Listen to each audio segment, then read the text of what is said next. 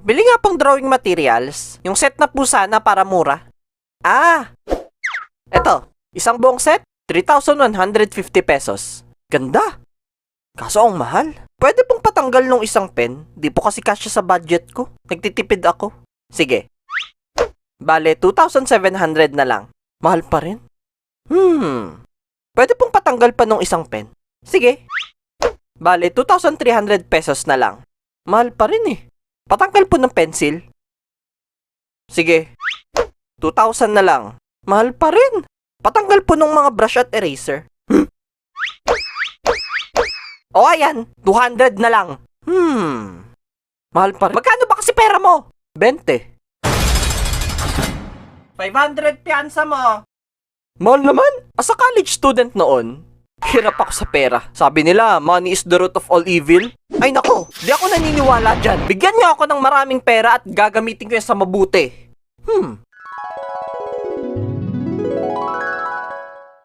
Kuya Vince, inaapi po kami kasi mahirap lang kami. Tulong!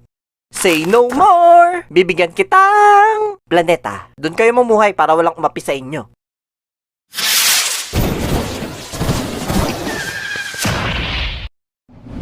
Sa wakas, tay! Oo nga, anak. Di na tayo maaapi dito. Mga dukha! Basta, I need money!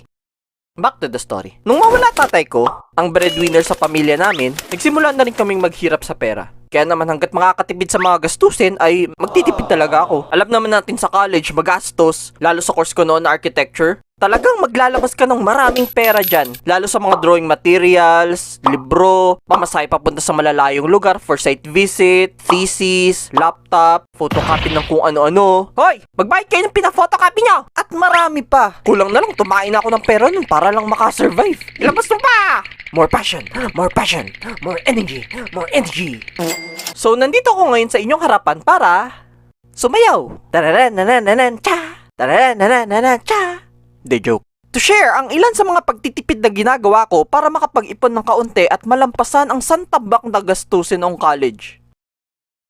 Unahin natin sa pagkain. Napakarami kong paraan nun para makatipid ng pera pagdating sa mga kakainin. 130 ang baon ko, which is yung 100 ay napupunta lang puro sa pamasahe. So that leaves me with 30 pesos para sa panggastos. Maliit no? Wala eh, naghihirap kami nun. And for sure, marami pa dyan ang may mas maliit pang baon kaysa sa akin. Kaya kung sino man kayo, laban lang. So para makapag-ipon mula sa kakapiranggot na perang natitira sa akin, una ko talagang ginagawa ay nagbabaon ako ng lunch at tubig. Matik, alam na ng lahat. Ni piso kasi wala kang ilalabas na pera dyan. Pera na lang kung may buraot kang kaklase na manghihingi.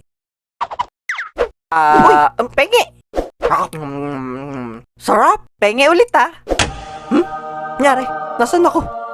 Nasa langit ka. Dapat sa impyerno kang buraot ka eh. Pero kung halimbawa, wala nang oras maghanda ng baon sa umagang nanay ko, from 130, ginagawa niyang 150 yung binibigay niya para makadagdag daw pang lunch. So may 20 increase.